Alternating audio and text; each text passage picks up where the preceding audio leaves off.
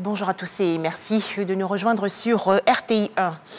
En Côte d'Ivoire, la cérémonie du 7e jour de feu Amadou Soumaoro, décédé à Abidjan le 7 mai dernier.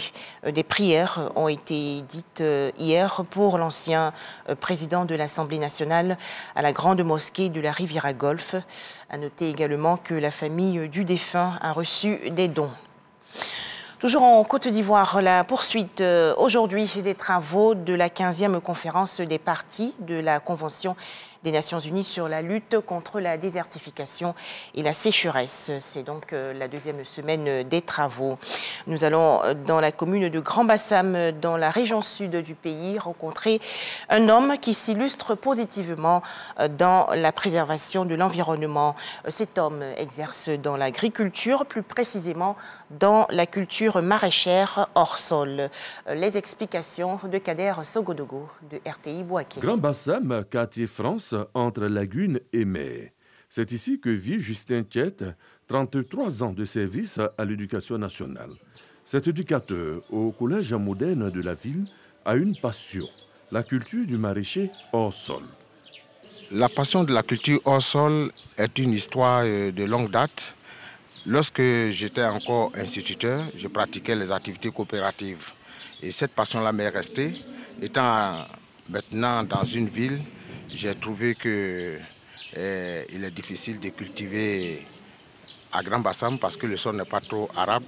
Donc nous avons réfléchi comme ça et on a trouvé la formule de cultiver les légumes dans les sacs que nous appelons le hors-sol. Piment, tomates, gombo, concombres sont produits à domicile. Des cultures bio qui arrivent à pousser grâce à du compost ramassé dans la nature. Pneus usés, sacs, sachets récupérés sont également recyclés et participent à la culture hors sol. Cette technique culturelle cadre bien avec l'objectif de la COP. On ne touche pas le sol, on ne brutalise pas, on prend des objets de récupération, on cultive et puis on a le résultat qu'on peut, des meilleurs résultats par rapport même à la culture sur le sol. Justin Tchett est aidé dans sa tâche par un technicien. Tout d'abord, on passe à la phase de la pépinière. Après, les pépinières est au moins 28 jours à 30 jours selon les variétés. Maintenant, on passe à l'étape de la transplantation, qui se fait de la pépinière dans les pots, ou bien dans les seaux, ou bien dans les sacs. Son épouse, également enseignante, tire doublement profit de cette passion. La culture hors sol est la première femme de mon mari. Je mange bien, en tout cas. Ça nous aide beaucoup pour notre cuisine, ça, faut le dire. La culture hors sol se présente ainsi comme une réponse à l'épineux problème de la désertification, une pratique qui a cours dans de nombreux pays africains. Le Mali ne fait plus partie du G5 Sahel. Le pays a en effet annoncé hier son retrait de cette organisation et de sa force militaire anti-djihadiste. Décision prise pour protester contre le refus qui lui est opposé d'assurer la présidence du G5 Sahel, organisation régionale formée avec la Mauritanie, le Tchad, le Burkina Faso et le Niger.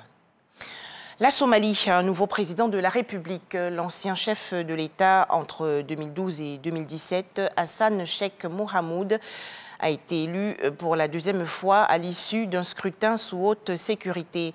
Rappelons que la Somalie est en proie à l'insurrection des islamistes Shebab et à la famine.